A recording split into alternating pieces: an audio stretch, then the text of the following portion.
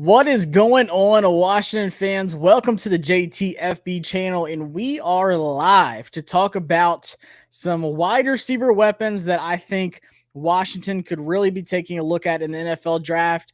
And these are just some of my favorite wide receivers in the draft, and then guys that I think just fit what Washington needs, but also wants to do on offense. So I'm going to go through a couple different things. Not going to try to make this too long because I could literally talk about wide receivers for the entire night, but I'm going to try my best not to drag things on. I'm going to go ahead and take a look at some stats throughout the season. I got some film to watch. I have, 6 wide receiver films that I did cut-ups on last night. I was up to like 2 a.m. I watched probably 6 hours of film yesterday, just getting some cut-ups and stuff like that for y'all tonight. But I'm also going to talk y'all through like what I'm looking for, what I like out of these guys, certain things when you're evaluating a wide receiver, what you need to keep an eye on. Honestly, wide receiver is my favorite position to evaluate and take a look at. So I'm just going to get y'all inside of my head and in my mind and what I see out of these wide receivers. So to start out, I'm going to talk about a couple things real quick, just about the wide receivers. And then I'm going to take a look at, PFF, kind of go through a round by round thing, take a look at their, the stats, their grades and stuff like that. But blow up the chat tonight, guys. If you have any questions, let me know. If you want me to stop, pause, ask anything, whatever, y'all know I will stop and answer your questions. But there's a couple things when you're looking at evaluating prospects in the draft. Just something that I've learned through the Scouting Academy. Hopefully y'all can, get some things out of this. And maybe when you're watching film or whatever, gives you just an idea of what to look for. So there's a thing called critical factors in players. And these are characteristics and traits that you look for in players. These are just all players, not just wide receivers. So there is 5 of them. The first one is mental processing, kind of just like how they go through things, how they adjust, their awareness, just the mental aspect of the game. As you know, it's not just a physical aspect of the game. But then number 2 is competitive toughness, how competitive they are in the field. Physical toughness, mental toughness, but then also, like, regardless of the situation, do they compete at a high level consistently? That's one of my favorites, competitive toughness. You can see those dogs on the field. Terry McLaurin, for instance, has a really high competitive toughness. He's a guy that stands out, gives 100% effort all the time. And then number 3 is athletic ability, things that you're born with. Body type, athletic ability, your certain traits you have, not just like your size, but other things of how you use your size. Number 4 is play speed. It doesn't have to be just, how fast they are, like what was their 40 time, how fast do they play? Whether it's reading zones, whether it's getting through their routes, whether it's diagnosing man-to-man coverage, seeing what the defense is going to do, adjusting, those different things. That's play speed, not just how fast they can run in a straight line, but how fast can they play the game of football. And then lastly, play strength. Obviously, when you talk about wide receivers, contested catches, breaking through, breaking tackles, whether it's runs, at the line of scrimmage, how they are like in traffic, stuff like that. The play strength aspect of, how strong they are, how hard they are to tackle, can they play through contact. But then also real quick, let me tell you all there's 10 critical factors on wide receivers. You have athletic ability, you have the mental processing, the play speed, competitive toughness, the play strength, like I talked about. But then wide receiver specific, you have the release package, which I'm going to talk about a lot when I show you these films and breakdowns. I'm going to talk about how their release package is, how they diagnose it. I love talking to wide receivers. I actually had a good talk with Brennan Rice at the Senior Bowl, and he's on my list. Just asked him, like, hey, how do you really go through one-on-one drills, man-to-man coverage against wide receivers? Like, how do you know what you're going to do? I uploaded it on the channel as a short, actually, so check that out if you want more insight of how wide receivers really go through that. But you have their release package. Then you have separation quickness. And separation quickness doesn't just have to be like, once again, speed.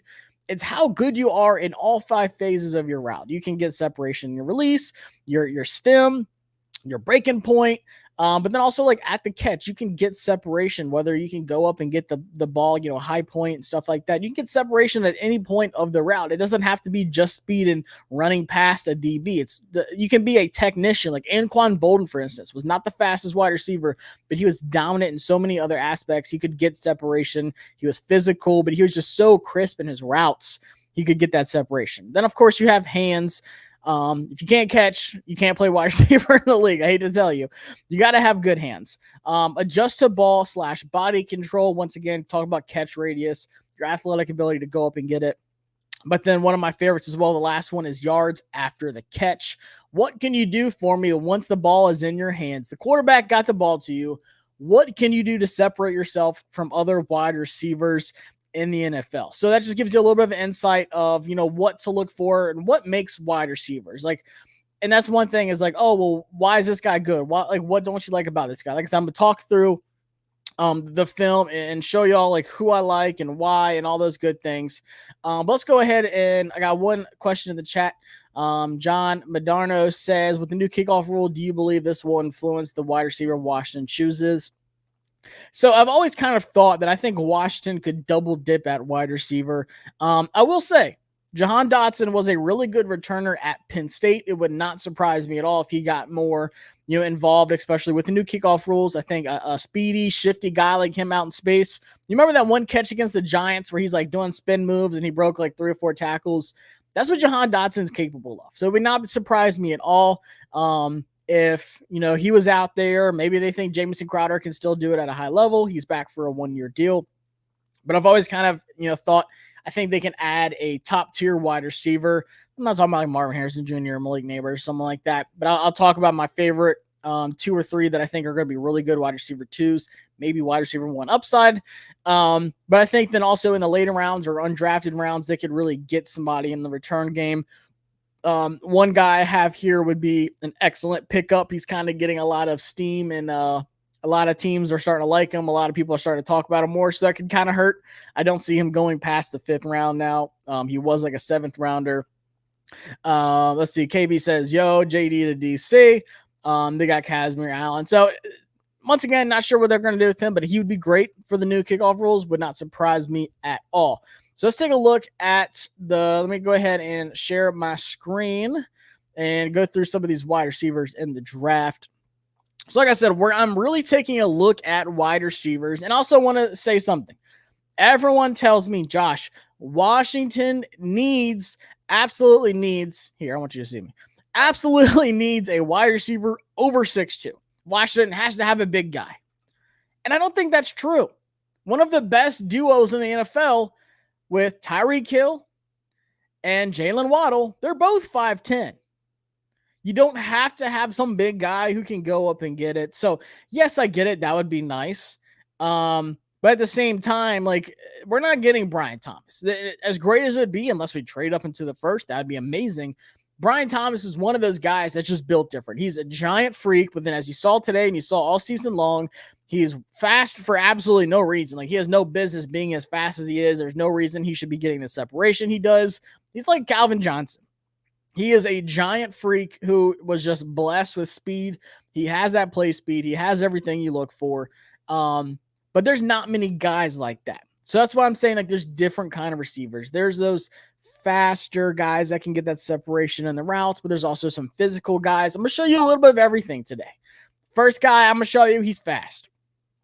So where I'm really taking a look at, this is kind of my, how I've been going through things the last week or so. If you follow me on X at Josh Taylor FB, you kind of notice that there's somebody I've been talking about a lot. There's 2 or 3 guys I've been talking about a lot. So I'm looking at that 2nd round. A lot of people have us. Yes, of course, offensive line's up there. Definitely need to get a tackle. I would love Jordan Morgan, Patrick Paul, whoever, Kingsley, with that 1st, 2nd pick or 2nd round pick or the 2nd one, whatever, that's fine. But with that other one, a lot of people have us getting an edge rusher. And I've kind of talked about this a little bit. It would not surprise me if we didn't get one or if we got one just later on. It would not surprise me if we rolled with Dorrance Armstrong and Clelin Ferrell and Dante Fowler rotating on the other side. It would not surprise me at all. That's what I liked about this free agency. It lets you get the best players available. So if you're on the board at 36, I'm going to show you the first one. I don't think A.D. Mitchell is going to be there. I think Ladd McConkey could be there, but he's not on my list. I'm going to tell you, one of my favorite guys in the entire draft, and I've seen some people have him as their wide receiver 4, 5 even. And that's Troy Franklin out of Oregon. I am a giant. Let me see if I can zoom out here. I'm a giant Troy Franklin fan. And watching tapes, I kind of felt bad for the guy because with Bo Nix, there is so much meat left on the bone, which is crazy. He had almost 1,400 yards and 14 touchdowns and averaged 17.1 yards per catch. And I still was watching the tape, and I'm like, man, there's so many plays where he's open. But, Bo Nix not being the vertical guy he is, he lacks that arm strength for some people, and it showed up on film. He missed some throws to Troy Franklin. Like, I watched about 5 games of Troy Franklin yesterday. I was like, man, there are some times where my guy is open. Now, he did have some drops. He did have some big drops. He had 9 drops last year, so that needs to get cleaned up. But deep yards, he had 558, which was 11th. Grade versus man coverage, 82.2. He had an 87.3 overall. Yards per route run, super high, 3.32. That might be the highest in the draft, honestly. If it's not, it's like second or third. But contested catch rate, I would like for that to be a little bit higher, but he did play through some contact. A lot of people saying, oh, Troy Franklin's too small, blah, blah, blah. Like, I don't like his frame. He's 6'3", 187. I don't care.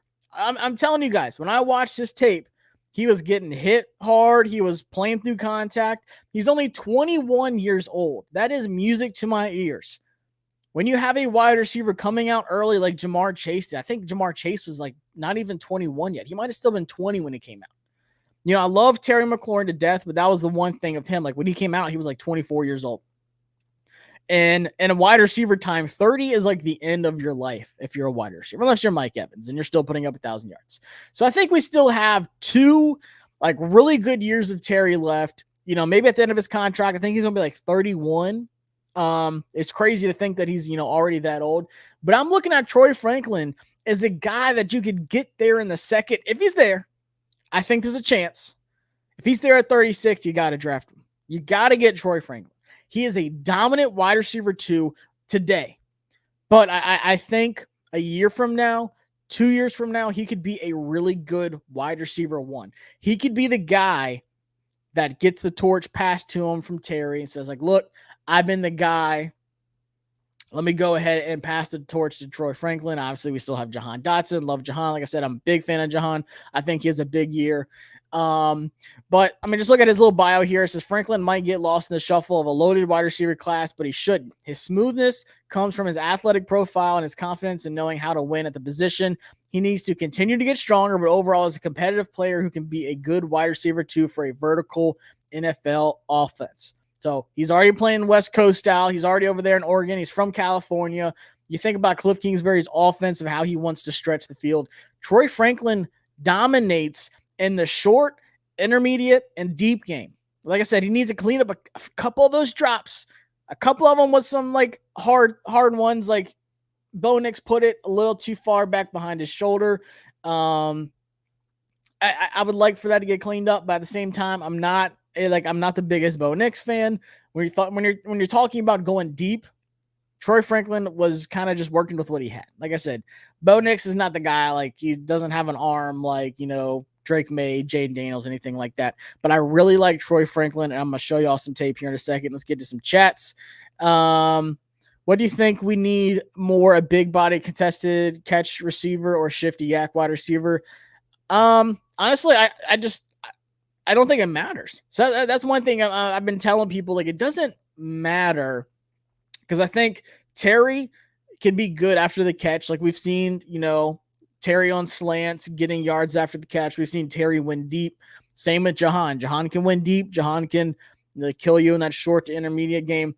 Just get a guy that you think has the upside to just dominate. Give me a game changer. I don't care if he's 5'8", and he's amazing after the catch, like one guy I'm going to show you, or if he's 6'3", 100. I think he's up to like 190 something now, Troy Franklin, that can just beat you with speed and separation. I don't think it really matters. But with Cliff's offense, I think Jahan and Terry fit it well. I love it. I love the fit. But fans seem to think like, oh, you need a certain other wide receiver. And I'm telling you guys, that's not the case.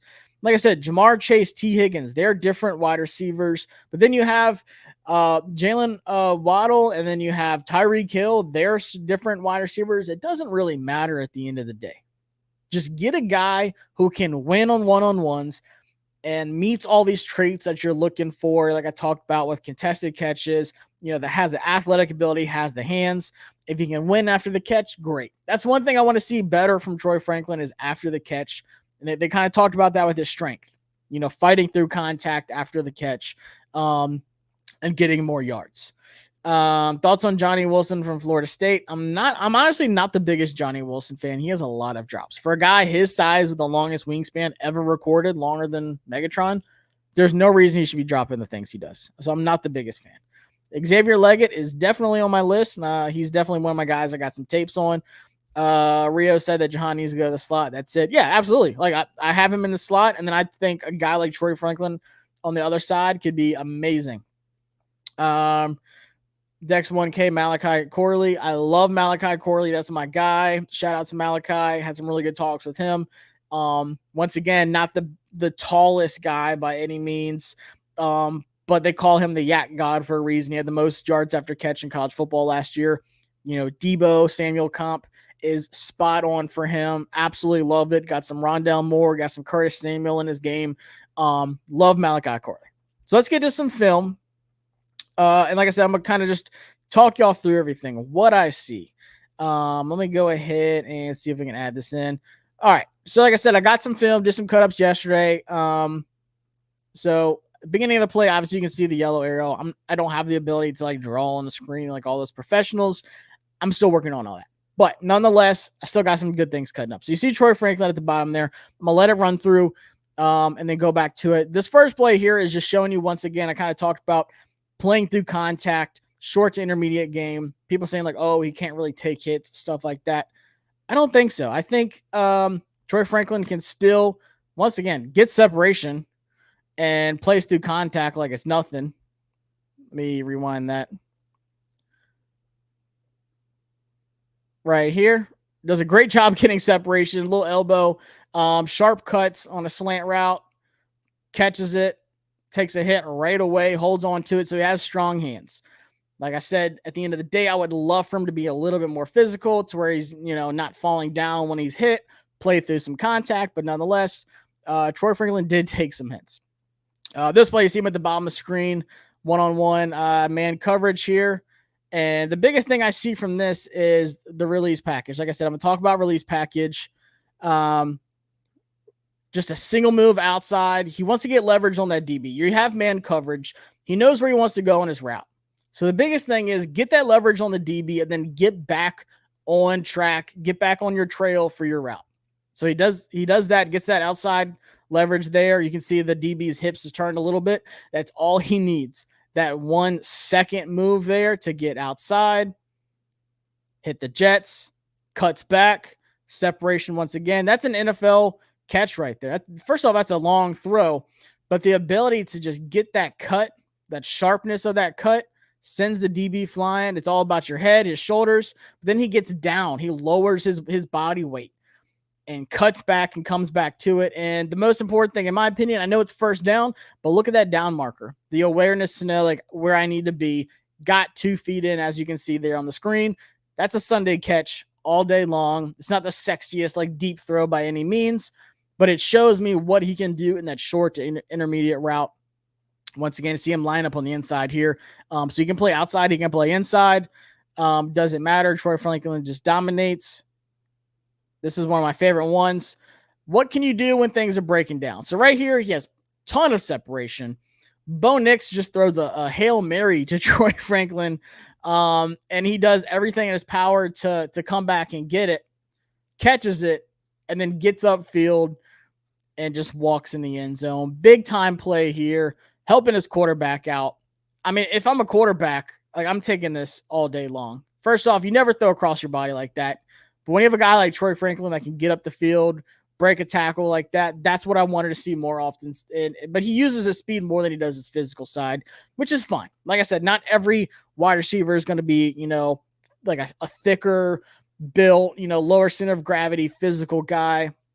But Troy Franklin can beat you with his speed and acceleration. See him lined up in here once again. Gets that separation, attacks. And another thing a lot of people get, kind of confused on is like, oh, you want to stay open all the time. When you are attacking your stem, when you're getting out of your release, you're closing that cushion. So you see your DB, you see him right at the 41, 42, whatever it is. He has a speed release. I'm going to run straight at the DB. I'm going to close that cushion because my breaking point is where I want to get my separation. So you see this, he takes off, runs right at him, but he gets the leverage. He stays outside of him. He doesn't go on the inside. He stays outside, acts like he's going to attack vertical. The DB bites, turns his hip a little bit, and then boom, that breaking point in this route is where he can, and he just rounds it off. It's not a sharp one on this route. It's just a nice rounded cut. Boom. Love that. It seems like such an easy thing, but this is what I love watching with wide receivers, that technical side to it. This play, you see him on the outside. Once again, closing that cushion. I'm attacking that DB. I'm acting like I'm going outside like I just did. Now I'm getting back upfield. DB's got his hips turned. He's going. He said, all right, we're rocking that sideline. Nope. I'm cutting right back. Coming back and getting the ball. Beautiful route. Like I love this side of Troy Franklin. The DB, look at him, got him on skates. He said, I'm coming back. It's a comeback route. Then he says, just kidding. It's a out and up route. Now I'm going upfield. And he said, just kidding again. I'm coming back. Great catch. I would love for him to stay up. It's not the prettiest throw in the world, but I'm telling you guys, this is the kind of things that pop. So here's the second game against Utah that I pulled up. A little stutter and go route. Boom, comes back and gets it. That's one thing I love out of wide receivers when I talk about yards after the catch. Once again, it doesn't have to be, the power and breaking through tackles. It's the shiftiness. Like he knows the awareness. Like I know where the DB is. I'm going to catch this. I'm going to turn and I'm going to get upfield. So once again, you see him attack, has that outside, and he can cut back because he has the leverage, gets it, goes upfield. It's not, 20 yards after the catch or anything like that, but still the ability to know where the DB is, turn, get upfield, get a few more yards. Red zone. What can a guy who's not the biggest, not the strongest wide receiver, what can he do in the red zone? He said, once again, I'm going to kill you with my routes. I love this one. Oh, it's a quick throw. It's going to be a little slant. He sees the DB. I think it's their safety from Utah biting. So he says, I'm going to get behind you. Boom. Just awareness. So that's that mental side of the game. Knowing like what I'm going to do is going to make this DB react. What I'm about to do is going to make this DB move. I'm going to feel it out. I'm going to see what he's going to do. And I'm going to play with that. Like, cool. I'm going to go right behind you. Bow. It wasn't a flag. He wasn't like ripping him or anything. It was just a slight little push by. But the DB did it himself to get in that position. Here's a different side of it. Not the prettiest throw once again, but it's a touchdown nonetheless. Just winning with his routes, knowing what he can do to get into that zone. Here they're playing some off. Oh my goodness. So it's not a bail. It's not bail coverage by any means, but it's just like an off coverage. But what he does is attacks the blind spot. So you see him getting to that right side, sting on the outside, getting the DB to open his hips. Now the DB is starting to open those hips up. Boom, it's open. He said, I got this. Now the DB is going to turn, and he's playing in that blind spot. He said, I'm going to get right, and this is probably my favorite play by him, honestly, because this single move that he does. This tells me that he has a high mental processing, and he knows how to run routes. This is next level stuff. The DB's turned. I see his back. I see his shoulder. I have to get in that spot. Once I'm in that blind spot, the DB can't see me. Like, think about when you're driving. If you don't have, blind spot warning, you got the old-fashioned cars. You don't know who's in that blind spot. He said, my breaking point's going to be right in there. Now, he doesn't get the catch. Like, it doesn't get thrown to him. But he's open more than a 7-Eleven. And then once again, playing off coverage here. Attack the DB. Close that cushion. Speed release. Boom. Once he gets close, the best way to think about it is when, a DB's playing man, like he's right up. It doesn't have to be press. It could be soft press, whatever. It doesn't have to be a jam. But when they're close to the line of scrimmage, that's when that's where the wide receiver does his release, whether it's like a single move, double move, gets outside, gets on his route. So think about these, soft press or off coverages where they're not right up on the wide receiver. So he's got almost close to a 10-yard cushion there. Troy Franklin's responsibility is to run at that DB and get close enough to where they're about 2-3 yards away. That's when he then hits his actual release moves, single move, gets in those cuts, like he is at the line of scrimmage close up to him. So his job is to close that cushion, close it. Boom, single move outside, puts his foot in the dirt, gets upfield, and picks up a few extra yards. Once again, not the strongest, not the craziest physical wide receiver, but he is open. And I will take that all day long. So you want to talk about different wide receivers that you can get. It doesn't have to be a big guy who's a contested catch guy. It could be a taller guy like Troy Franklin that, boom, once again, missed opportunity by Bo Nix. Just a great route runner. I think this is the home run ball here. So this is what I'm talking about. Now they're closer to the line of scrimmage. Man-to-man coverage. It's press. I don't think he tries to jam them. He shouldn't. You should never jam Troy Franklin. So you see that step to the outside there? He already has leverage. It took one step for him to get just enough leverage on this 9 route where he just, boom, jets. You see the separation. Great catch. Didn't drop this one. But he wins at the line of scrimmage. I'm going to show this one again from this standpoint because it happens so fast. It's just a straight up speed release. He gets lean, he gets skinny, keeps that shoulder on the outside, doesn't have to do any kind of move. He just runs right past him. Just one little boom. Little teeny stutter step. Wasn't it anything crazy. He's just that fast that he can get you deep like that. This is a big time play. Probably one of my other favorites from the whole season, just showing you how good he is getting that separation. And then that's DTD number 1, by the way, another good safety prospect running after him. So Troy Franklin, I'm telling you guys, I am a big fan of his. I love what he can do. I think he has wide receiver 1 upside. But right now, if you get him out like opposite of Terry, and then you have Jahan in the slot, guys, that is a crazy wide receiver room. I would love Troy Franklin. If he's there, you do not pass upon him at 36. You got to get it done. But let's take a look at some others. Let's do it this way. Outside of Troy Franklin, like I said, I have tape on about five more. Roman Wilson, Ricky Pearsall, Jermaine Burton, good options. But here's where I start to hit the thick of it. I think these guys are second rounders. 55, 59, 63. That just doesn't sound right to me.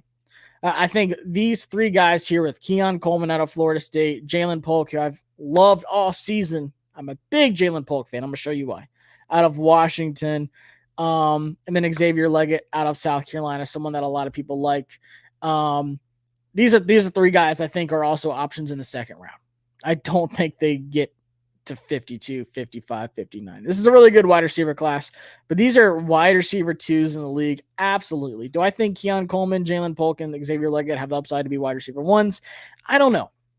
Maybe, maybe not. But let's start with Jaylen Polk, actually, because he's my second favorite, like wide receiver in the whole draft. In a loaded wide receiver room with Rome Odunze and Jalen McMillan, he still almost had 1,200 yards. He had 9 touchdowns.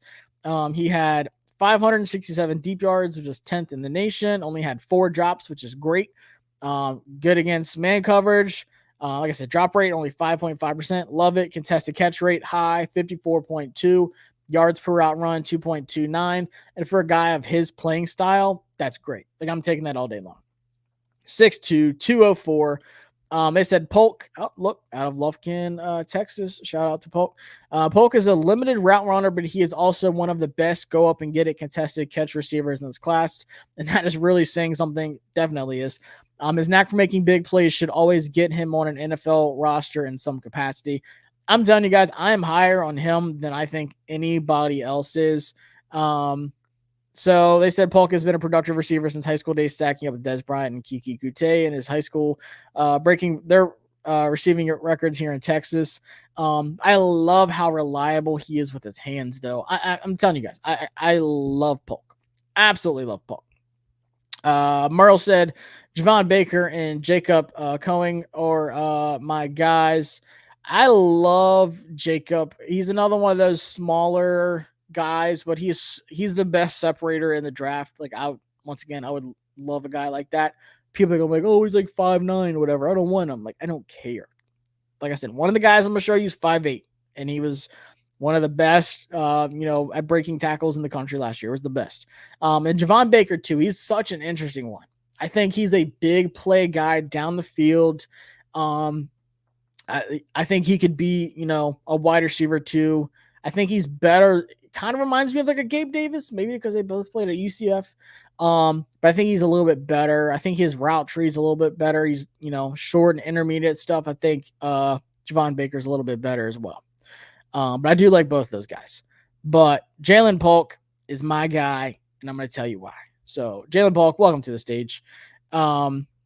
It always starts by itself. So the first thing I love about Jaylen Polk, and this is one of the critical factors, blocking. People are like, huh? Yes, blocking. What can you do for me even when you aren't getting the ball? And Jaylen Polk, there's so many times, whether it's screens or running plays, Jaylen Polk is a really good, really physical blocker. And you can see it a little bit better from this angle. He's number 2 right there. Just opens up a funnel, maintains a great block. He's really strong. There's other plays in this game where he's like coming across the field and it's a running play. He just lays guys out. I'm like, man, I could make a highlight film of just Jaylen Polk blocking dudes from last season. He's such a willing blocker. It's the dirty work, the things that people don't pay attention to. That's big. Terry's a really good blocker too. And Jaylen Polk kind of reminds me a little bit of Terry. But this is where Jaylen Polk's going to really win you some money here and make some big-time plays. First off, in the red zone, one-on-one coverage. What does this look like? What's his release package like? This is a touchdown. And they kind of talked about it a second ago on PFF's little bio. Like, he's the best go-up-and-get-it receiver. And plays like this are why. First off, Doug Baldwin pretty much perfected this move. I just call it like a hop. A little hop move to a single move. So watch this. Hop, get close, and then the single move. You see the foot in the ground, that's the single move. Hop to get up to him, boom, get in his face, then go.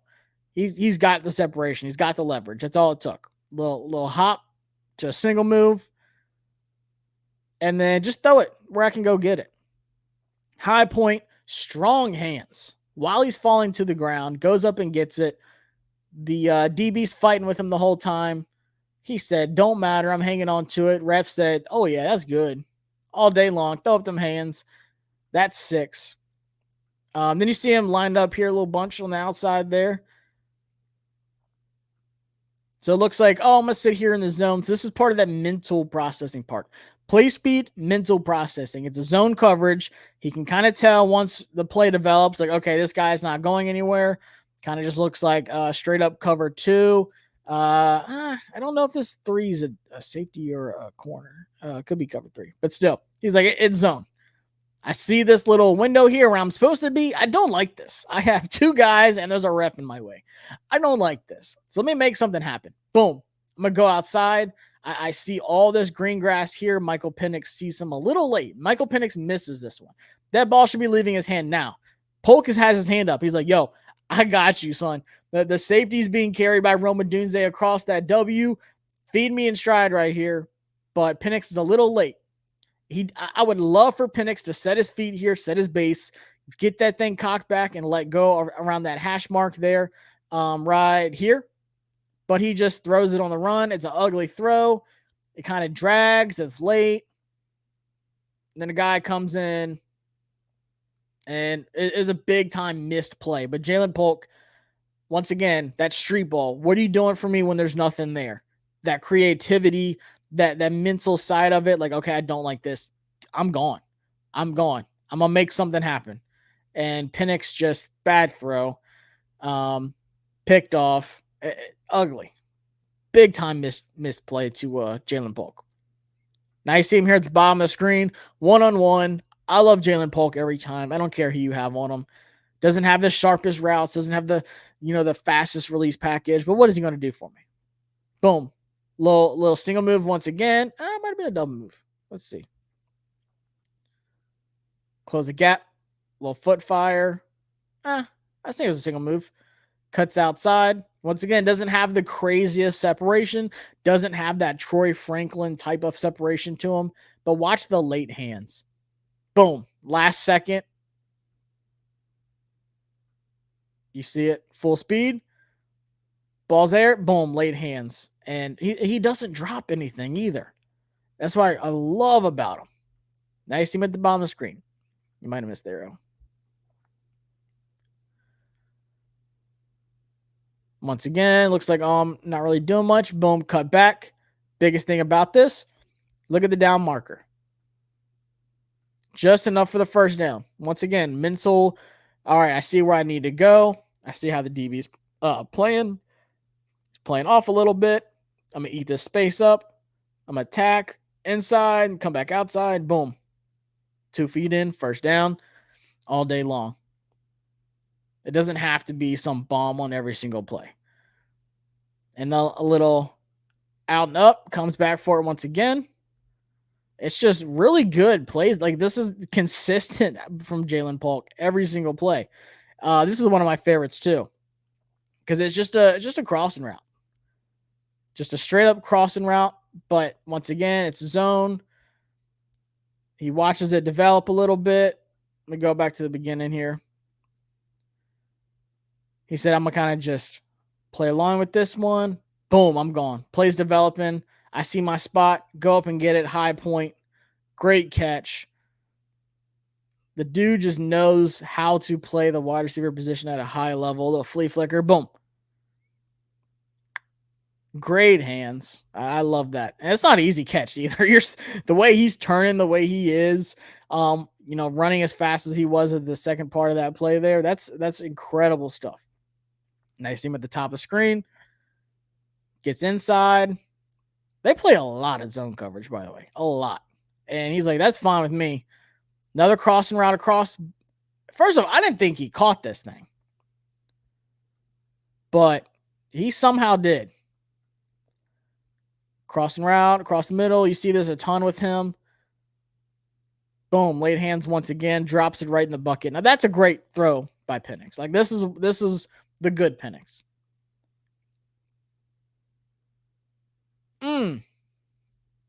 That's a dime. That's that good Penix. And I said this the other day. I think Polk is the most underrated wide receiver in the draft.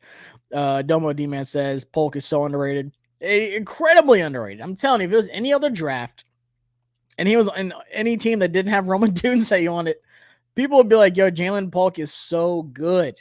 And that's just one game. Go watch the Texas game, like against the top competition.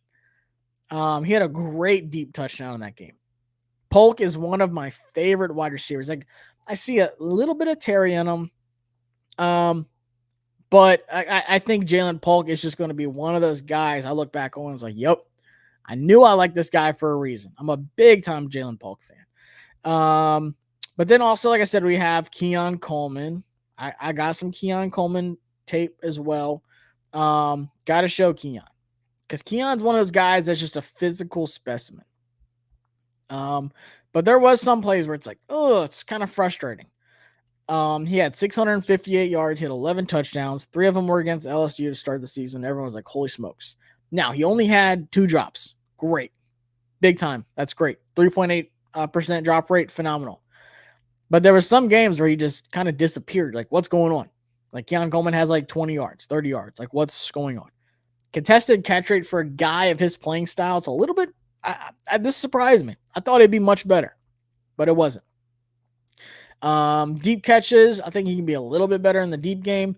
But when it just comes to size and speed, like Keon Coleman was just built in a lab. 6'4", 215. Once again, 20 years old. Not even 21 yet. I remember watching him at Michigan State. I was like, yo, this guy, he needs to get out of there. And sure enough, he goes to Florida State, looks phenomenal. People were like, oh my gosh, this guy's, the next coming of, Randy Moss after that LSU game. Nonetheless, LSU has a terrible defense last year. But But it says right here, Coleman is a top-tier athlete for the position from an explosive standpoint. His burst, top speed, and leaping ability are all pro caliber. However, the lack of agility in his game limits his route tree and ability to separate from defensive backs. Those who love above the rim, full pun intended, alpha-type receivers will be big fans, but his inability to consistently separate means he won't be for everyone. And when you watch the film, I'm like, okay, I completely get that from Keon Coleman.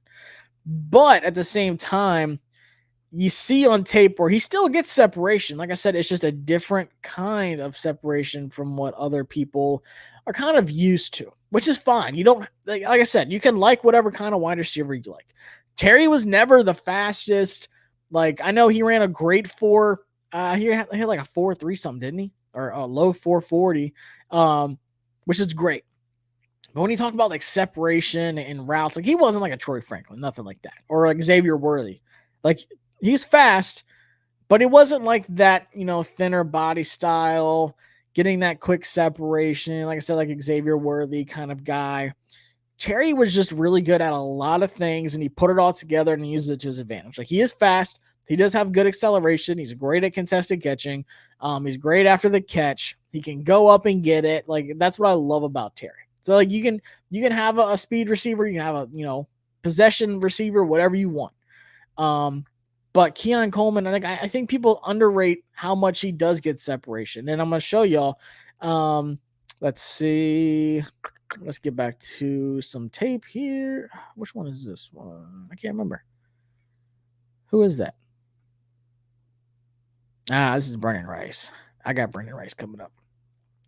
Let's go to this one. This is Keon Coleman. So this was the Clemson game. So I was like, let me see some, top competition. This is a game where he did really good. And like I said, I could have easily pulled up that LSU game. But their defense was just god-awful last year. I was like, let me see what he can do against guys like, Bear Carter, Jeremiah Trotter Jr., Nate Wiggins. Let me see what he can do against a good defense. I think this was like middle of the season too. I can't remember, or like second half of the season. But you see him on the inside here. I think that's Johnny Wilson's giant self on the outside. You can see him lined up here. Like, so first off, you see that physical aspect just sends him flying. Just a little throw by there. Not a flag. That's clean. But that's how he wins his routes. Like, I'm going to be physical. I'm going to bully you. And you want nothing to do with me. I'm just way too big for you. 6'4". Boom. Push you by. Keep going. Great catch on the sidelines there. Love that. Let's see. Another little angle. I like it. Sign me up. Let's see what else you got. See him at the bottom of the screen here on the front. Boom. That's a great release. First off, this is a huge missed opportunity for Jordan Travis because he's wide open. Boom. I mean, look at that. He's throwing that hand up. He's like, please. But for his people say like, oh, he's not fast enough. His release package might not be the best. Like, I don't know. He kind of showed it here. Yeah, it was just a really good route concept. Like, that's one thing I noticed by Florida State, too. Like, their route concepts were amazing. There's a lot of good things. Like, watch this. Good little release. He's I'm going to hand you off. A little bit of miscommunication in the secondary. Like, still, I'll take that. Now you see him lined up it's in the middle there at the top of the screen. You're in the red zone. Boom. Acts like it's a screen. Fakes it. The DB bites. And he's wide open across the middle of the field. And that's first of all, that's just a great fake. Head, shoulder, everything. Like, it looked exactly like a screen. They said, oh, they like getting Keon Coleman the ball because he's, tough to tackle after the catch. It's going to be a screen. They do it a lot. And he said, oh, it's a screen. Psych. That's a great play design, first off. Like, I'm writing that one down. I'm like, hey, yo, Cliff, let me show you something I saw at Florida State. This is like a fake wide receiver screen. He just slants across the middle, and he's wide open. That's a great play. But still, nonetheless, really good execution by Keon Coleman for a guy his size. Now you see number 2 corner there playing some off coverage, backing up a little bit, giving him some space. Keon's going to close the gap. Once again, you can see the difference between a guy like Troy Franklin and a guy like Keon Coleman. Like I said, it's not the sharpest routes. It's not the fastest release package. Troy Franklin, he's closing that quick, and he's boom, it's a sharp cut. But once again, miscommunication, Great play design. Still gets that separation. He's open across the middle. It's an ugly throw by Jordan Travis. Kind of late. He should have got there a couple seconds earlier. But Keon Coleman adjusts to it. Boom, catches it. Stays aware of what's going on the sideline. He gets up there, gets a few more extra yards. I like that. One-on-one up top. Boom. He's able to get separation. But this is the Keon Coleman that you love. This is what you fall in love with. People are like, was that a one-handed catch? Yes, it was absolutely a one-handed catch with the guy draped all over him. So once again, he's not going to have that crazy separation with speed, but sometimes it just doesn't matter. He just needs to be able to put one hand on it. Boop. One hand, come down. Don't even need the second one. Just screenshot it and save it. Look at that. The one hand, his left hand's getting held. And he's like, it doesn't matter. Boom. Snag out of the air. That is where he just dominates and separates himself from other wide receivers. Now, of course, if he was a speed guy and he could do that too, he would be Rome Odunze. So, yes, there is some knacks with some of these wide receivers. Like Troy Franklin's not the most physical. Jaylen Polk might not have the best route tree. He might not, be the best with separation. And same with Keon Coleman. He might not have the cleanest route tree, and he might not be some, refined wide receiver who's just ready to be a wide receiver one in the league. These are all dominant wide receiver twos, in my opinion. And I think Troy Franklin could be a wide receiver one if he works on that physical game just a little bit. But even if he doesn't, I like his upside for a wide receiver one. But these other two guys I think are really good wide receiver twos. Talking about that second round for Washington, you have to take somebody, in my opinion, in that second round. I don't want some fifth, sixth round. And De'Ami Brown's not going to be the guy opposite of Terry next season. I can promise you that. But I don't want some late round guy. I know this is a good draft, but there's so many guys that are going to fall out of that first round that it's just Washington can get an elite receiver of some kind. It's this wide receiver draft is ridiculous. So whether it's pick 36 or pick 40, one of those three guys, in my opinion, are going to be there. So now I got three more guys that I'm going to show you. It's already been 50 minutes. I apologize. But I'm telling you guys, I love this stuff. I got Brennan Rice. I have Xavier Legette. And then I have Malik Washington on my last three, just to give you a little preview. I think Xavier Legette's another one of these guys that goes second round. Some people saying a third. The thing with Xavier Legette is he broke out late. He is super old. He's a super senior. Once again, kind of like Terry coming out at a late age, and he just had that one last season where he broke out and put up a ton of stats. Before that, he was doing nothing. So some teams are kind of hesitant on it. I think he's a third rounder. Some people have him as a middle second. I think he's a middle to late second round pick. But once again, if you're not taking one at 36 or 40, who's going to be in the third? Maybe Xavier Legette. So let's take a look at Xavier Legette real quick. And then I'm going to pull up some tape on him. I don't have a ton.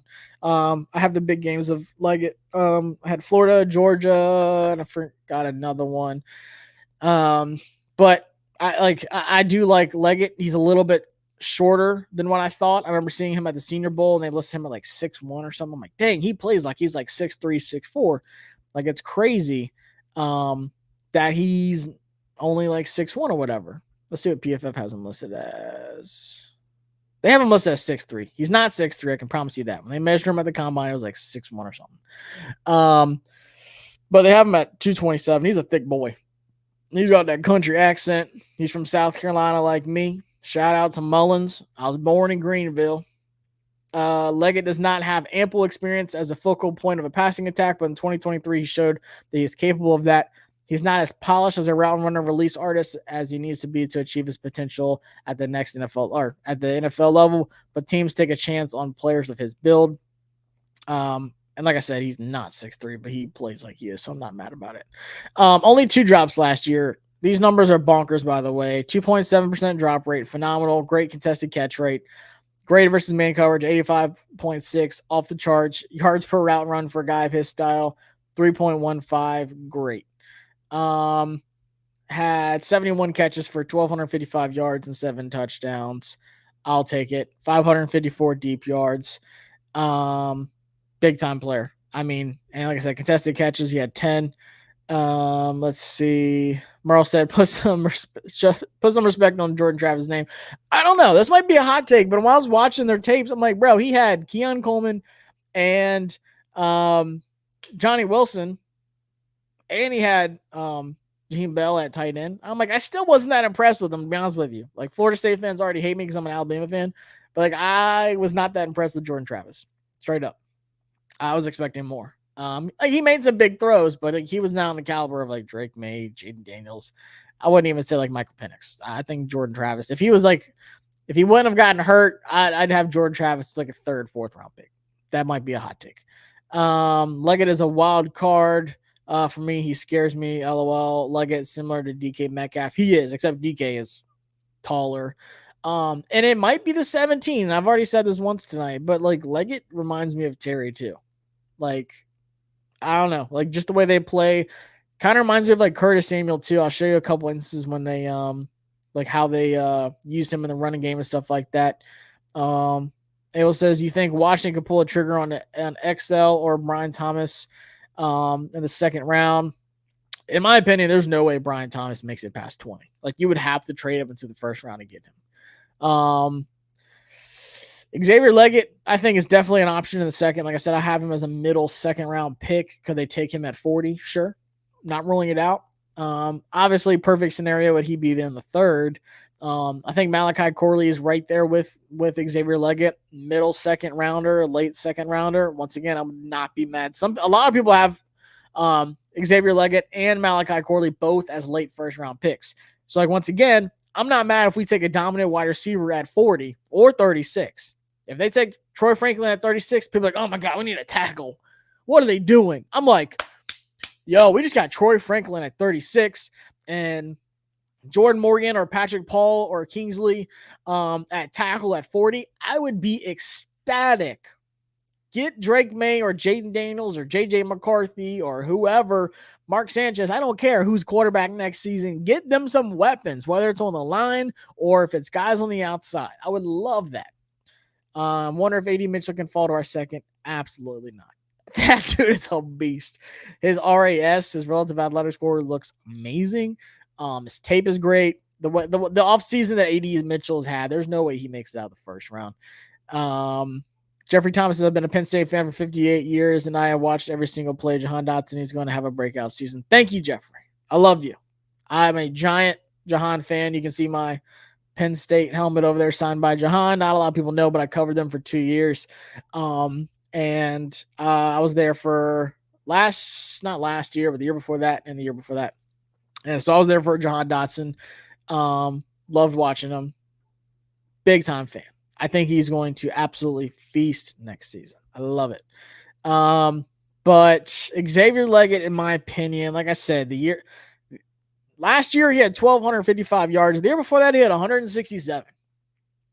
So that's what people are saying. Like, he was a late bloomer. Like, why? What happened? And I think he used to play quarterback and transition to wide receiver. But breaking out at 23 is not really ideal for a lot of people for a wide receiver. But there's some people that are just, the outliers out there that break the trends. Like, not every wide receiver is set to fail because he only had one successful season, because he broke out his last season. Like, maybe it's just clicking for him now. I don't know. But I do know the film looks great. Aiden says, does PFF show return stats? I don't think so. But let me know who you want me to take a look at, and I can always Google it. Ladd McConkey, too small? No. It's like, great example. Once again, his footwork is amazing. Ladd McConkey is a technician. He is a separation, fiend. I love Ladd McConkey. I'm not rolling him out. He's not one of my favorite guys, but I think he's a beast. Like, he didn't make my list. But people are like, oh, we don't need him. I don't want him on the outside. He's too small, whatever. Like, no, Ladd McConkey's going to be good. Like, if you told me, and I said this at the Senior Bowl, if there was someone that had a Puka Nacua type season, not a first rounder, maybe second rounder, that had a crazy rookie season, I would say is Ladd McConkey, because he's just always open. Once again, not ruling it out. I would absolutely love it. I believe Legette was a returner. Let me see. Xavier Legette stats Some people say Legette. Some people say Legette. All I know, like I said, my boy from South Carolina, so I'm a fan. So kick returns. So in 2023, not really.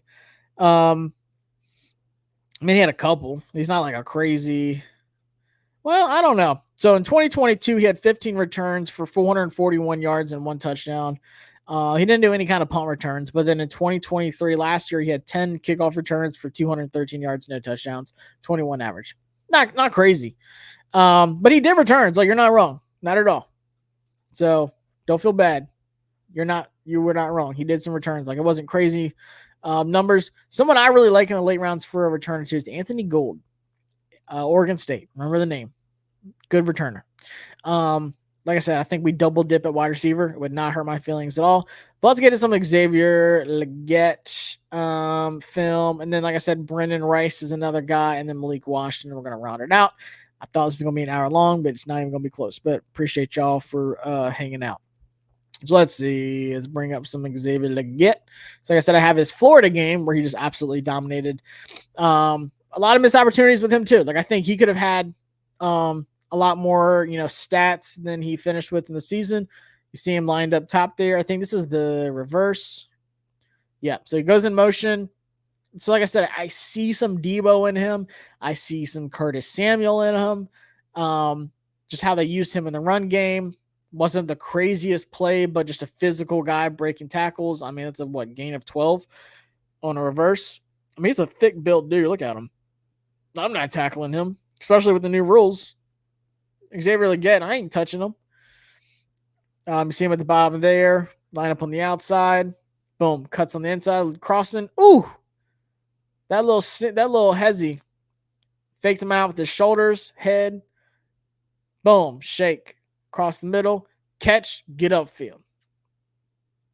Big time game.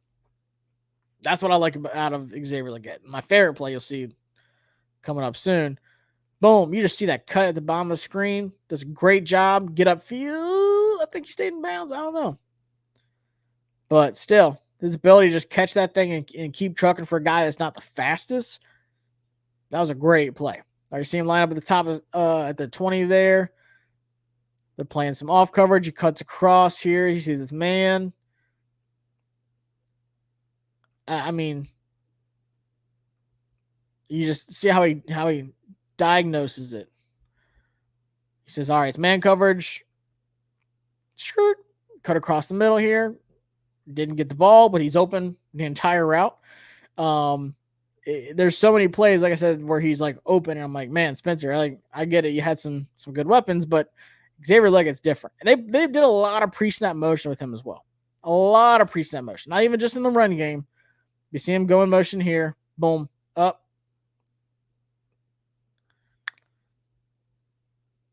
Clean cuts for a guy his build. Gets low, gets down. Crisp cut, no wasted movement, not rounding anything off. It's a good little pluck. Closes that gap, and then gets the separation as cut. Pushes. Boop. Little blind spot. Great route. I mean, like I said, for a thicker guy like him, bigger body, it's hard to do those cuts like that. Bottom of the screen. Gets on that outside leverage here. Look how he attacks that man coverage. Sees what he wants to do. He knows where he's going. So I'm going to attack your outside shoulder. Push him. Gets the hips opened up. Once the hip is open, the store is open. You can go in, get whatever you want. Look at that. Boom. Now you just got to go. But he puts a little pressure step. This is what I like about this one. A little pressure step. Where you're going towards the DB to just get him off a little bit. Right there. You see that pressure step right there. Puts that right foot in the ground. Pushes in. And then boom, cuts to the outside. And then just let him go up and get it. Let's go look at it from this side. This is my favorite play from the whole season. Big time throw by Rattler, by the way, getting laid out. Boom. Fan even knew it. He put his hands up. He didn't score, but it was pretty daggone close. Someone said, how tall is he? Let me get the exact numbers while you watch this play one more time. But let me see what MathBomb put out. MathBomb is the one that does all these, all the relative athletic scores. Xavier Legette. See what his official numbers were at the combine. So yeah, they have him listed at 6'1". So like I told you, PFF said 6'3". He's not 6'3". Official numbers were 6'1", 221 pounds. Had a 24 bench press, which was great. Vertical was 9.59. Elite broad. His vertical was 40. Which is a 9.59 score, which is elite. His broad jump was 10.6. Great, big time numbers. 40-yard dash was 4.39. 4.39. Greg brings up a good point. 6'1" like A.J. Brown. That's someone a lot of people have been comparing him to, is A.J. Brown. Not mad at all about that. He does play a lot like A.J. Brown. I like that comp a lot. But let's just see this beautiful route one more time where he just dominates. Gets the inside leverage. He knows where he wants to go. He knows he's cutting inside, so he wants to stay inside the DB, obviously. But that pressure step is what makes the difference because the DB was with him. He's running with him. Pressure step here, right before the break. Boom. Get upfield. And then he said, I'm going to go up and get it. Big time. That's a big boy play. Sign me up for that. Like I said, I'm trying to get some more film on Xavier Legette because he's got some games where he just dominates and put up some giant numbers in the SEC. But that's big. Those are big boy plays. Would you be mad if we took him at 36? Absolutely not. Look at that, 36, 40. Either one of those spots are like prime spots for a wide receiver like him. Like I said, some people have him as like a third because he is that late bloomer, but man, he is such a physical guy. He just dominates DBs. I love what I see out of Xavier Legette. Big time. Do you like McMillan? I think he's a sleeper. So I haven't watched enough of him. I'll admit that. I've just been on this Jaylen Polk crush for so long. But Jalen McMillan, because I think he missed some games last year too. I think he missed a couple because he only played 11 games, so he had to have. But he had 45 catches for only 553 yards and 5 touchdowns. I think he is underrated. Obviously, watching Washington, I've seen him. But he is in a loaded wide receiver room. But in my opinion, obviously Rome Odunze is Rome Odunze. He's wide receiver 3 in this draft. But it seemed like Jaylen Polk was the guy out of that room, not Rome Odunze, between Jalen McMillan and Jaylen Polk. It seems like Jaylen Polk was the one that really said, look, I'm going to show you, I can be one of these guys too. I think he's the one that really broke out for me last year, compared to Jalen McMillan. Not calling Jalen McMillan bad, but I think Jaylen Polk, in my opinion, is one of my draft crushes. Big time Jaylen Polk fan. And when you have a good wide receiver like Rome Odunze, it does help you out. But what are you doing with those opportunities? 2022 was McMillan's year. Then he got hurt, became a wide receiver 3. It happens. So what's he going to do when he gets to the league? There's a lot of people that have him above Jaylen Polk in when it comes to rankings and stuff. I'm not one of those. But I do like him. All right, let's look at the last two here. So you're talking about third round options. I think Brennan Rice is one of those guys. I think he's a high third round pick. Some people have him as a late second. I do like him a lot. And I'm going to show you why. So like I said, there's some other guys I like, Xavier Worthy, obviously fast. Tez Walker, I'm not the biggest fan. Merle brought up Javon Baker. I like him as an option. What's his round projection? They have Jalen McMillan at 65, so late second, maybe early third, depending on how things fall. Like I said, Malachi Corley is not 85. Malachi Corley is a second-round pick. I'd have Malachi Corley above Thrash, Wilson, Baker, Walker. I have Worthy's so tricky. I don't know about Worthy. I'm stuck on him. I'm not mad at all about these rankings. I think they should be higher, though. There's just going to be such a run on wide receiver in the first and second round. Malachi Corley, man, dude put up crazy numbers at his pro day. The only reason he wasn't at the combines because he had COVID, which is crazy. Then he benched more than any wide receiver. Super strong, dude. I love Malachi Corley. That was my favorite guy to talk to, honestly, at the Senior Bowl. trying to keep in touch with him. He said he's training with the same guy that had Rondell Moore, because, like, and same with daggone it, dude that's on the Giants, played at Kentucky, Wan'Dale Robinson, his trainer, because his playing style and stuff like that. So he's being smart about his offseason. Like, I love what he's doing. I'm a big time Malachi Corley fan. I cannot wait to see him in the league. And we hear every year, like, oh, this guy's Debo. No, Malachi Corley really is like the closest thing to Debo coming out. Like I said, yards after the catch, he was the best in the country last year. They called him the Yak God. He's got a little Malachi Corley chain. Like I said, I'm a big time fan. First in screen yards, second in screen catches. Contested catches could be a little bit better, but like they didn't go deep with him as much as I would have liked to. But then, like, when I'm watching the film, when he was going deep, like it was there. I was just like, man, I feel like they could have done so much more with Malachi. But he still had 985 yards and 11 touchdowns. But the dude was great. So, like, contested catch rate, I just don't think he was given enough opportunity to, show that. But he's so freaking strong. Like, it's going to be really hard to tackle him. But all right, Brennan Rice. So for the fans that are like, oh, I want a tall wide receiver that can get separation, I want my guy to be 6'3". Boom, Brennan Rice, 6'3", 210. They said Rice's name will come with high expectations, obviously being Jerry Rice's son. But in terms of how he plays the position, his ability to win as a route runner is better than most of the receivers in this class, which is, once again, super impressive for this draft class. His high football intelligence should enable him to be a high floor player in the NFL.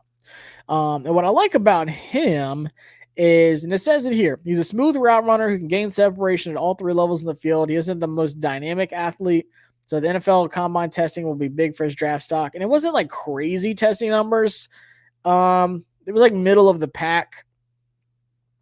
But once again, when you have questions, just turn on the film, turn on the tapes. And I looked at the Notre Dame game. So once again, I went to, I saw the UCLA game, the Notre Dame game. There's a couple more I watched. I think I did UCLA and Notre Dame in this cut up. But I was like, let me see what he does against, top competition. UCLA had a great defense, best pass rushing unit in the country. But then obviously Caleb Williams, that was his worst game against Notre Dame. Like, with that defense, you got Cam Hart, you got Benjamin Morrison. Just studs all over that secondary. Y'all know I'm a giant Cam Hart fan. But I was like, let me see. Like, let me just look at what it looked like against that top competition. So let me rewind a little bit. Boop, boop, boop. So you see him there, lined up right there on the 25. Let's check his release. I like it. Little single move, little fake. Look at that. Nickel corner is out of position. Boom. High points it. Physical, hard to tackle after the catch. Bottom of the screen on this one. Let's see. Closes. Ooh. That's my boy Cam Hart, number 5. Shout out to Cam. But Cam, you kind of you let him get in your blind spot on this one. You can't do that. Something I've talked about a couple times tonight. Utilizing that blind spot, knowing how to run a route. So he attacks it, gets upfield. He cuts inside for a second just to get Cam to turn his hips. Then he cuts back to the outside, gets in that blind spot, and then Cam's stuck trying to turn around, just way out of position. That was a bad rep by Cam. Still a big fan of his. Caleb misses a big play here. Brennan Rice is wide open. They were in Caleb's face all night long. So once again, now Cam Hart's playing off of him. That's a 10-yard cushion there. Brennan Rice, speed release. Plays it outside. So now Cam's going to bail. He looks, sees his blind spot. Cam's playing bail, so he's gone. He's bailed out. He sees that. Look at him. He's reacting to it. He says, okay, I'm in that blind spot again. I like it here. I can cut back. Doesn't get the ball. He's like, come on, man. that was a great route. That was a good one. That was a missed one, Caleb. Bottom of the screen here. Got a different DB on him this time. I forgot who 20 is. That might be Ben. Double coverage. draws the flag, but still, like, for a guy that's not known for his, speed, or, might not have the craziest route tree, it pops on tape, like, how impressive he was, getting open, especially these vertical ones. I think that is Morrison. Boom. Gets that arm drag. He's like, I gotta hack him. Because it was about to be a big catch. So Caleb fed on the ball this time. Stepped up in the pocket. Effortless throw, by the way. And he put it to the outside, which is great. Because he had that other DB there, by the way, for all the Caleb haters. Look at this ball placement, right? Oh, you see it coming in right there. See, I was on the outside, closer to that 20, because that safety on the inside. So that was good ball placement, but he just got hacked and drugged down on the play. So he won that one. But in the red zone, this is where, when I was at the Senior Bowl, this is where Brennan Rice impressed the heck out of people in the red zone. Really good route running. Once again, one-on-one matchups, being able to get open for a guy his size, but then also being able to like go up and get it, play physical. So you see him at the top of the screen there, gets to the outside, comes back to it. You know how Caleb is. He has that Patrick Mahomes-esque to him where it's like, okay, I've got to get out. I got to scramble. We got to make something happen. It's time to freestyle. Boop. Catches it, plays through it, fights through the contact, scores a touchdown. So the play's breaking down. What are you going to do for your quarterback? Just stand there? No. Find a spot. Caleb steps up. Little sidearm throw. Catch. Breaks the plane. Touchdown. Physical. So yes, it wasn't the prettiest game. Yes, there were some missed opportunities. But I like what I saw out of Brennan Rice, being able to play against super high competition. Like I said, one of the best corners next year, one of my favorite corners in the draft this year. I think he's like a third rounder with Cam Hart. Whether it's man, whether it's zone, whether it's off, whether it's bail, knowing how to attack. And like I said, I did a short video on the channel, like one of my shorts, not like a short video, but like literally one of the shorts, talking to him at the Senior Bowl when I asked him, like, how do you go through, one-on-one matchups? How do you diagnose what you want to do on a route? And he gave me his answer. I loved it. That's one thing I liked asking all the wide receivers, and I loved his answer. So now we got UCLA. Up top here, man coverage, single move, gets him a bite. But this is like, look, the DB's got a hand on him. The ball's gone. So now he's fighting through the contact. This is where I really like Brennan Rice, because once again, he's not going to be the fastest separator all the time, but he has that physical specimen, that play strength, playing through that contact, staying on his route, not getting pushed off like someone like Troy Franklin sometimes does. And the DB just can't keep up with them, fighting through that contact. Clean catch, no flag on, either of them. It's just the better man. I hate to say it. It was just who wanted him more. Brennan Rice, big time throw by Caleb, by the way. Boom, right in the bucket. Just playing through that contact, not giving up on the route, getting back on his trail where he's supposed to. Big time play. Now you see him at the top of the screen. Cuts to the outside, comes back inside, sells like he's going outside. So as a speed release, once again,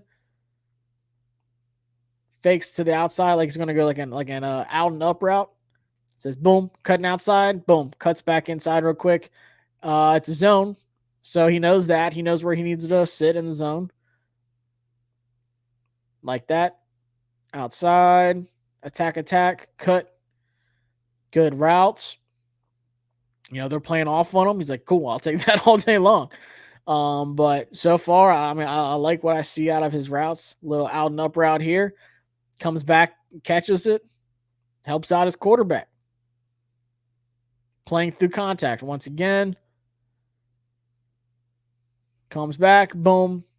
Not an easy catch. Fighting through all that. Some guys, like I said, would just give up on the play, not being able to play through that kind of contact.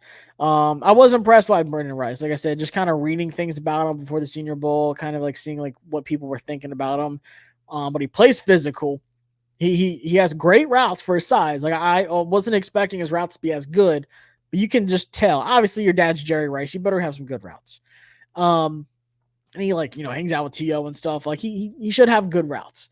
But when you're watching the tape, just how his attention to detail, like he is just, you see his arms churning. He's getting in those routes. He's getting low when he's going to his cuts. It's not like wasted movement, nothing like that. It's precise. Like I said, for a guy his size, it was impressive. But is he going to be like a big time separator at the next level? I don't know. But as you saw, that deep ball against UCLA, he can go vertical.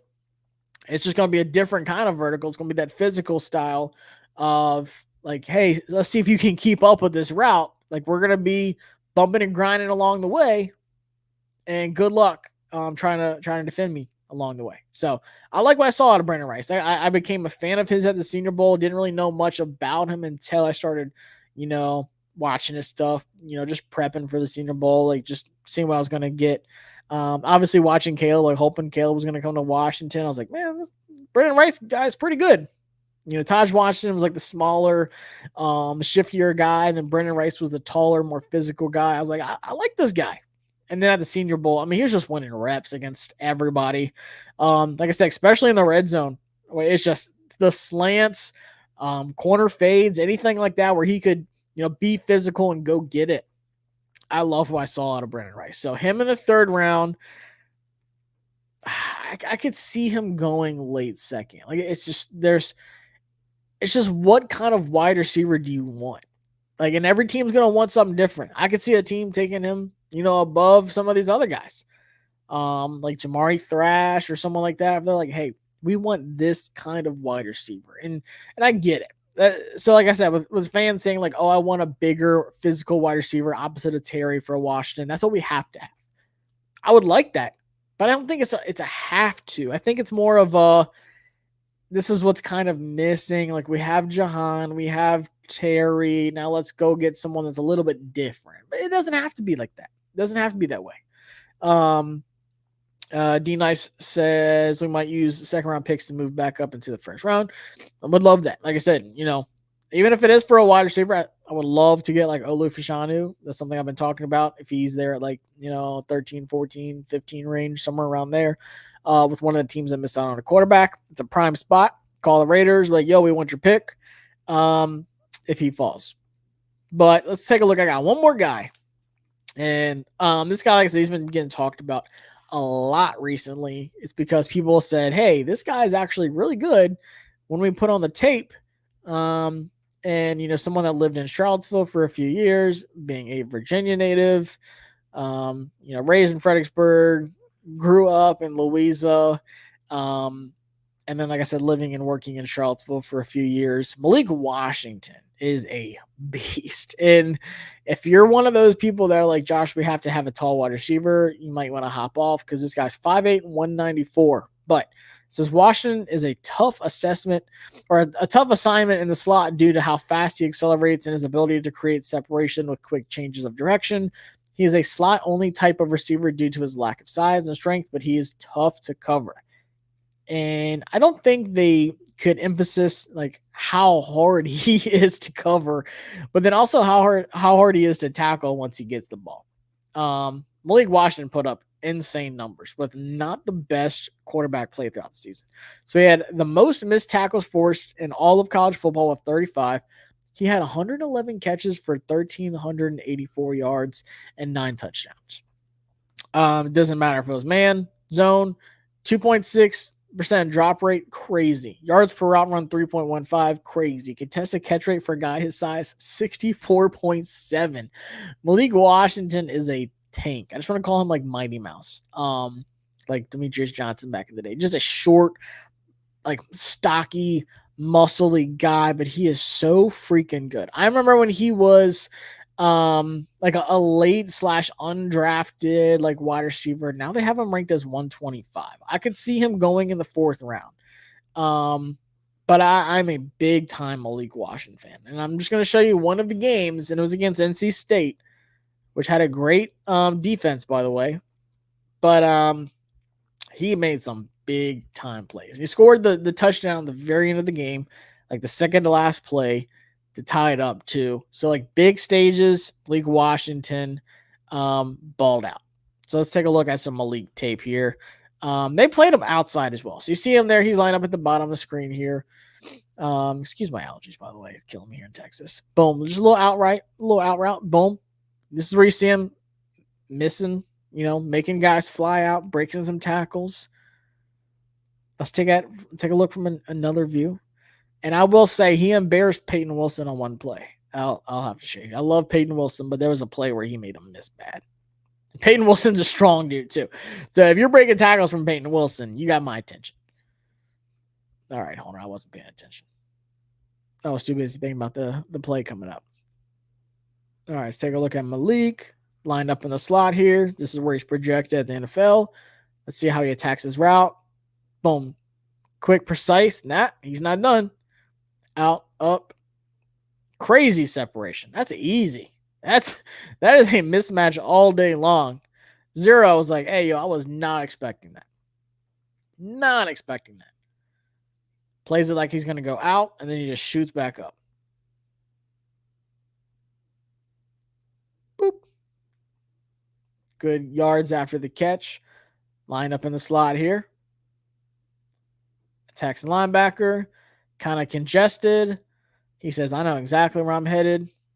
Boom, a little bit of busted coverage. But see how his route made him kind of drag across the I and the A in Virginia. Mental, actually, like his mental side of this game was like, look, I see the zone. I know where I need to sit in. I know that empty spot. Let me find it. And let my quarterback see me. So he comes back in. You see him kind of go across the I and the A. He's like, I don't like this. I'm going to come back right here. Boop. I'm going to bounce back in. Sit in this little zone here. Wide open.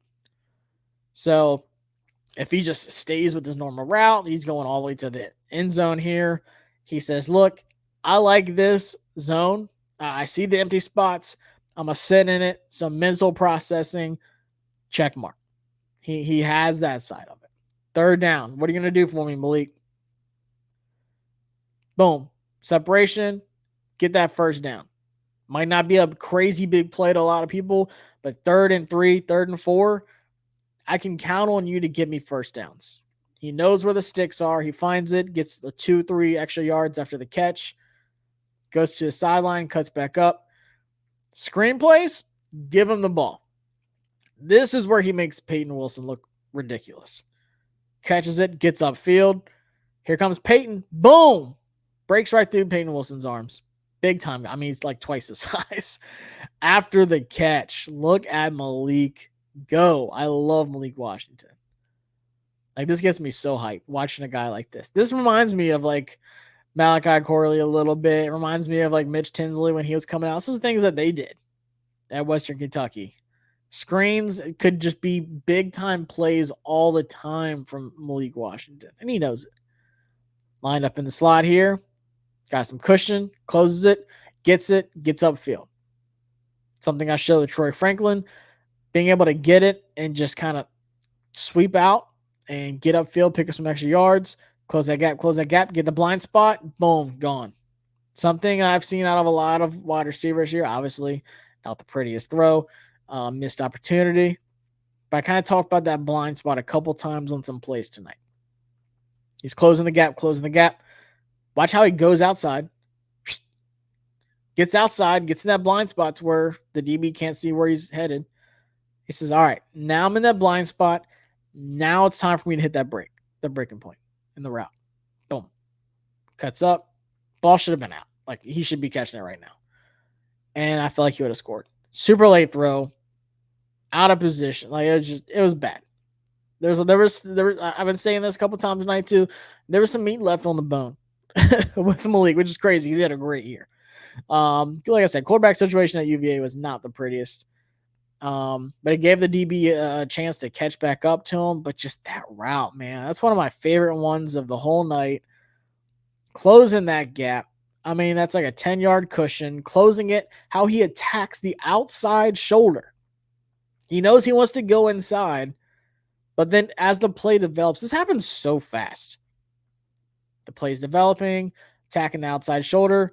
The DB turned. Okay, now that I see he turned, now I'm changing up. Now I want to attack this with a blind spot move. I want to get in there. I want to hit my break, get that separation. If the DB would have, stayed level with them or tried to get to the outside of them, it would have been a different kind of attack. But he's reading this as it goes. This is big time IQ. Like, this happens so fast. It's crazy. Boom, boom, gone. I like what the DB gave me. I was open. Quarterback missed me. Not my fault. I'm not blaming him. And we'll just fast forward for the second part of it. And see him in here in the slot again. Once again, get the ball in his hands. He can make some tackles miss, get those extra yards. I love that. If you got a rookie quarterback, what you want is a safety blanket you can get those quick passes out. They know how to attack. And he didn't run like it was a comeback route, but he didn't just run straight down the hash and then just like cut back. Like it wasn't a traditional. So once again, pre-snap recognition, seeing what's there, seeing like, okay, it looks like a zone to me. I'm going to eat that little space between the 20 and that inside field hash. I'm going to just sit in that little spot. Wasn't a straight line or no, it was man. But the linebacker pre-snap showed that he was going to him. So he kind of knew it was going to be man. Moves over there to him. Shoop. He said, I'm not going to run right at the linebacker. Makes no sense. I'm going to sit in this little space here. Let me see this one. Let me just watch it one more time. I want to see that. I want to see that pre-snap. So you see him moving. Linebacker's going to him. Boop. Nope, breaking the tackle. And bringing linebacker tackles, that's impressive. Like I said, he's a small guy. In the red zone, in the backfield. Little guy option. I'm telling you, don't hate on the little guys, man. I love it. Good spacing concepts by UVA here. Like it. Good play call. And that's the game. That's the game. It was 19 to what? 21 at this point. And then they go for 2 at the game. So yes, 3rd and 3. So big time moment. What's he going to do for you? It's 3rd and 3. I wish it would just stay. It's 21-13. 39 seconds left. Big time play against a really good team in the ACC. You're at home. Boop. Touchdown. They go for 2. They catch it. I forgot how the game ends, but Malik Washington did his job. So a big time guy. Like I said, maybe they double dip at wide receiver. If so, I would like a guy like Malik. I'd put him in the return game too. A guy that can just break tackles like that, phenomenal. Let me pull up PFF real quick before we get up out of here. Like I said, Jacob Cunningham is another guy I like. Luke McCaffrey impressed the heck out of me at the Senior Bowl too. Really impressed the heck out of me. Anthony Gould's a guy I said watch for. Really good returner. He's a smaller guy as well. But I can see him being a late round option. We were at Oregon State's pro day and met with him from what I heard. So he'd be really good. Like I said, would he be like a wide receiver too? Probably not. But late round wide receiver, depth guy, but then also just a special teams return guy. I think he's a really good option. Joshua Stevens had a really good offseason. He's like 6'2", 6'3", 205, 210. Oh, he's 185, so he's skinny. I mean, I thought he was bigger, but he's 6'2", 6'3". He had a really good Shrine Bowl week, though. Stuck out a lot. Same with David White Jr. A lot of people were talking about both of those guys at the Shrine Bowl. Hayden Haddon's guy had a lot of production, too. Not a lot of people talk about him. 1,200 yards, 9 touchdowns, 6'2", 205. I mean, typical wide receiver. That's exactly AD Mitchell's size. So there's some late round options as well. But I'm telling you guys, like, I think Washington's just in dire need of a wide receiver 2 like Troy Franklin that has that wide receiver 1 upside to him for life past, I hate to talk about it. Life after Terry McLaurin. What does that look like? And I think Troy Franklin has potential to be a wide receiver 1 in the league. But right now he's at least a wide receiver 2. At least, and a dominant wide receiver too. And I think Jaylen Polk can be a dominant wide receiver too as well. I think Keon Coleman can. I think Xavier Legette can be a dominant wide receiver too. So give me any of those 4 guys in the second round, and I'll be ecstatic. And I'll add Malachi Corley to that list. People like, oh, Josh, he's short. I don't care. Give me Malachi Corley all day long. But then that second tier of wide receiver, like in the 3rd round, like I said, Brennan Rice would be a good option. I'm not the biggest Johnny Wilson fan. I think Brennan Rice in third would be a great option on as a wide receiver too. And then into that fourth, fifth round, I'm looking at Malik Washington. Even though he's smaller, I don't care. A guy that can dominate, a guy who can play big, but also just uses his size to his advantage, like in certain situations. He's so hard to tackle. He has great routes. He's a great separator, kind of like Jacob. Like I said, he's not big, but he's so open all the time, it doesn't matter. He's 5'11", 175. But they both can get separation so easily. Same with Taj Washington. I like Taj Washington as well.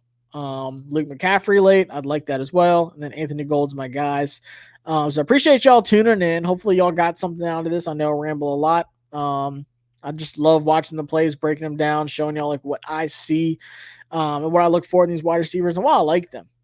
But I think we can all agree that Washington absolutely needs some more wide receiver help, especially for whoever's going to be at quarterback, whoever we get at 2. Like I said, I don't care who it is. At the end of the day, we can't let De'Ami Brown be, starting opposite of Terry. That's not an option. So like I said, appreciate y'all tuning in. For those that were here for a long time, we went an hour and a half. I try to keep it at an hour. But it's just so much to talk about with these wide receivers. So appreciate y'all tuning in. If you haven't already, hit that subscribe button. Give the video a thumbs up if you enjoy what you see or if you learn anything.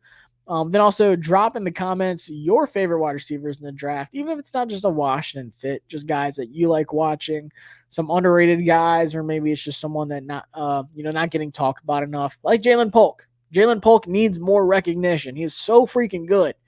I love Jaylen Polk. But I'll be doing some more videos like this. I'll be doing some corners, obviously offensive tackles, left and right, I guess. We still need a left and right tackle. Like I said, corner, a couple tight ends maybe, and then I'll go through some other ones. We'll see how much time we have left before I go to Detroit for the draft. Super excited. Got my credentials for the draft. So going to be cooking up some big things. But I'll see y'all soon here on the JTFB channel. As always, hit that subscribe button. I'll see y'all next time.